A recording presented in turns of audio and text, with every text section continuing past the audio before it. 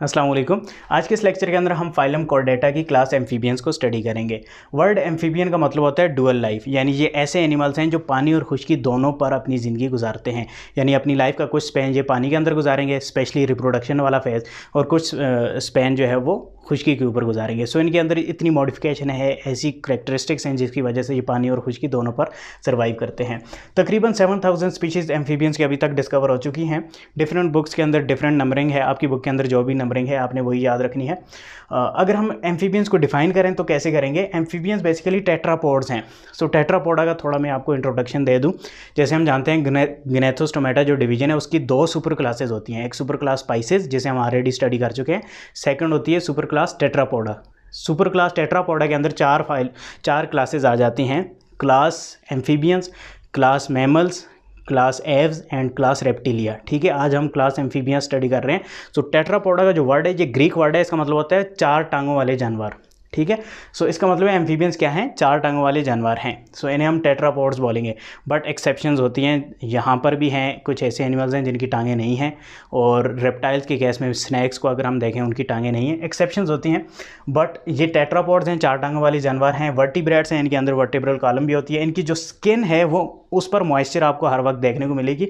उसकी वजह होती है कि ये स्किन के ज़रिए रिस्पायरेशन कर रहे होते हैं, जिसे हम क्यूटेनियस रिस्पायरेशन बोलते हैं। सो उसके लिए मॉइस्चर बहुत ज़रूरी है स्किन के ऊपर हो, ताकि ऑक्सीजन आसानी से डिफ्यूज़ हो सके।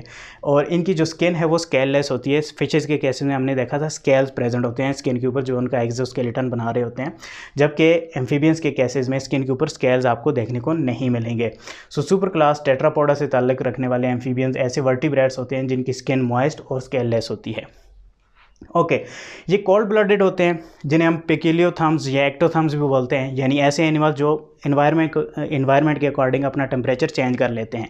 यानी इनकी बॉडी का टेम्परेचर कांस्टेंट नहीं रहता। बाहर गर्मी है तो इनकी बॉडी का टेम्परेचर भी गर्म होता जाएगा, बाहर सर्दी है इनकी बॉडी का टेम्परेचर भी गिरता जाएगा। सो इनको अपनी बॉडी का टेम्परेचर थोड़ा बहुत मेंटेन रखने के लिए इन्वायरमेंट से हेल्प लेनी पड़ती है। जैसे अगर बाहर ज़्यादा सर्दी हो चुकी है तो ये धूप पर सेक कर अपनी उस सर्दी को बैलेंस कर रहे होंगे या अपना टेम्परेचर हाई कर रहे होंगे। सो इसीलिए आपको ये ज़्यादातर वार्म एरिया में, वार्म एनवायरनमेंट, ऐसे इलाके जहाँ पर गर्मी है वहाँ पर मिलेंगे, क्योंकि इनको वार्म एनवायरनमेंट चाहिए सर्वाइवल के लिए। So found in warm environment. Okay, अब हम करेक्टरिस्टिक्स की तरफ चलते हैं। सबसे पहले हम देखेंगे हैबिटेट को। ये आपको, जैसे मैंने शुरू में आपको बताया, ये आपको पानी और ज़मीन दोनों पर मिलेंगे, खुश्की पर दोनों पर मिलेंगे। पानी में ये फ्रेश वाटर में ही होते हैं, मेरीन वाटर के अंदर नहीं होते। और पानी इनकी लाइफ साइकिल के लिए बहुत ज़रूरी है, क्योंकि ये अपनी रिप्रोडक्शन सिर्फ पानी के अंदर करते हैं, ब्रीडिंग पानी के अंदर करते हैं। मॉर्फोलॉजी की बात की जाए तो इनकी बॉडी के अंदर दो मेजर रीजन्स हैं, एक हेड आ गया, दूसरा ट्रंक आ गया। जैसे कि एग्जांपल फ्रॉग की अगर हम लेते हैं तो ये इसका हेड आ गया, ये ट्रंक रीजन आ गया। लेकिन कुछ एम्फीबियंस ऐसे हैं, कुछ एक्सेप्शंस ऐसी हैं जिनमें आपको टेल भी देखने को मिलेगी। यानी कुछ एक्सेप्शंस, कुछ एम्फीबियंस ऐसे हैं जहाँ पर टेल भी मौजूद होती है। फॉर एग्जांपल सेलेमेंडर छिपकली की तरह एक एम्फीबियन है, और छिपकली एम्फीबियन नहीं है, रेप्टाइल है। सो सेलेमेंडर और छिपकली के लिजर्ड के अंदर हम डिफ्रेंशिएट कैसे करते हैं कि सेलेमेंडर की स्किन मॉइस्ट होती है, जबकि छिपकली की स्किन क्या होती है, वो ड्राई होती है। सो सेलेमेंडर छिपकली की तरह ही होता है और उसकी टेल होती है। स्किन को अगर हम इनकी देखें तो स्किन के ऊपर मॉइस्ट ग्लैंड्स होते हैं जो मॉइस्चर सिक्रीट करते हैं, म्यूकस सिक्रीट करते हैं, एंड पॉइजनस ग्लैंड। कुछ स्पीशीज़ के अंदर पॉइजनस ग्लैंड्स भी होते हैं जो पॉइजन सिक्रीट कर रहे हैं। सो हम जानते हैं कि बहुत सारी फ्रॉग्स, बहुत सारे सेलेमेंडर्स ऐसे होते हैं जो पॉइजनस होते हैं। क्यों? क्योंकि उनकी स्किन पॉइजन सिक्रीट करती रहती है। अगर उस स्किन को हम टच करेंगे तो वो पॉइजन हमारे हाथों के साथ लग जाएगा। सो पॉइजनस ग्लैंड्स भी इनकी बॉडी के अंदर मौजूद होते हैं स्किन के ऊपर। ओके, रिस्पायरेशन की बात की जाए तो ये रिस्पायरेशन गिल्स के ज़रिए, लार्वा के अंदर ये सिर्फ गिल्स के ज़रिए रिस्पायरेशन कर रहे होते हैं। जैसे जैसे ये एडल्ट होते हैं, बड़े होते जाते हैं, तो ये स्किन और लंग्स के ज़रिए भी रिस्पायरेशन के काबिल हो जाते हैं। सो स्किन के ज़रिए जो रिस्पायरेशन होती है उसे क्यूटेनियस रिस्पायरेशन बोलते हैं, और लंग्स के ज़रिए रिस्पायरेशन तो आप वेल फेमिलियर होंगे। ओके, इससे पहले हम थोड़ा बहुत स्ट्रक्चर को स्टडी कर लेते हैं। जैसे ये फ्रॉग है, ये इसका हेड रीजन आ गया, ये ट्रंक रीजन आ गया। इसके अलावा आई आपको देखने को मिलेगी, आई के ऊपर आई लिड भी होगी। जैसे फिशेज़ के केसेस में हमने स्टडी किया था आई लिड एब्सेंट होती है, बट फ्रॉग के केसेस में आई लिड भी होती है, ये आंख भी मार सकते हैं। ओके, आई लिड प्रेजेंट है एंड निक्टिटेटिंग मेम्ब्रेन भी प्रेजेंट होती है। और आई क्या है, सेंस ऑफ साइट है, राइट। और ये नोस्ट्रल्स आ गई, नोस्ट्रल्स को एक्सटर्नल नेयर्स भी कहा जाता है, और नोस्ट्रल्स की मदद से ये स्मेल करते हैं चीज़ों को, और ये रिस्पायर भी कर सकते हैं, हवा को अंदर भी ले सकते हैं, इनहेल भी कर सकते हैं, जबकि फिशेस सिर्फ स्मेल करती थी। माउथ की अगर बात की जाए तो इनकी माउथ में टीथ भी हो सकते हैं, और टंग होती है, स्पेशल करैक्टरिस्टिक है कि इनकी टंग ज़ुबान भी होती है। और ये प्रीडेटर होते हैं ज़्यादातर एम्फीबियंस, यानी दूसरे लिविंग ऑर्गेनिजम्स को इंगल्फ करते हैं, तो ज़्यादातर टांग की मदद से उस फूड को कैप्चर करके खींच लेते हैं मुंह के अंदर, और फिर अंदर बॉडी के अंदर इंगल्फ करके डाइजेस्ट करते हैं। टेम्पेनम ईयर ड्रम भी हम इसे बोल सकते हैं, यानी ईयर का फंक्शन परफॉर्म करने वाली एक मेम्ब्रेन या एक एरिया मौजूद होता है इनका। और क्योंकि ये टेट्रापोड्स हैं तो इनकी टांगें होंगी, 4 लिम्स आगे वाली टांगें और हाइंड लिम्स पीछे वाली टांगें, ठीक है। ये 4 लिम्स आ गई। 4 लिम्स के आगे जो फिंगर्स हैं, वो आगे वाली जो 4 लिम्स हैं ना, उनकी जो फिंगर्स हैं, यहाँ पर मैंने 3 ड्रा कर रखी हैं, बट 4 फिंगर्स होती हैं, जबकि जो हाइंड लिम्स हैं उनकी 5 फिंगर्स, हमारे तरह 5 उंगलियाँ होती हैं, लेकिन आगे वाली टांगों की 4 उंगलियां होती हैं। और ये इसका बेली वाला रीजन आ गया। इसके अलावा यहाँ पर इनकी बॉडी के ऊपर आपको कुछ पैटर्न, कलरफुल पैटर्न सा नज़र आ रहा है। कलरफुल तो नहीं है, मैंने ब्लैक ड्रा कर रखा है, बट कलरफुल हो सकता है। सो ये पैटर्न क्या शो कर रहा है कि इनकी स्किन में क्रोमेटोफोर्स, कुछ ऐसे सेल्स होते हैं जो पिगमेंट प्रोड्यूस करते हैं और डिफरेंट कलर्स दे सकते हैं, ठीक है।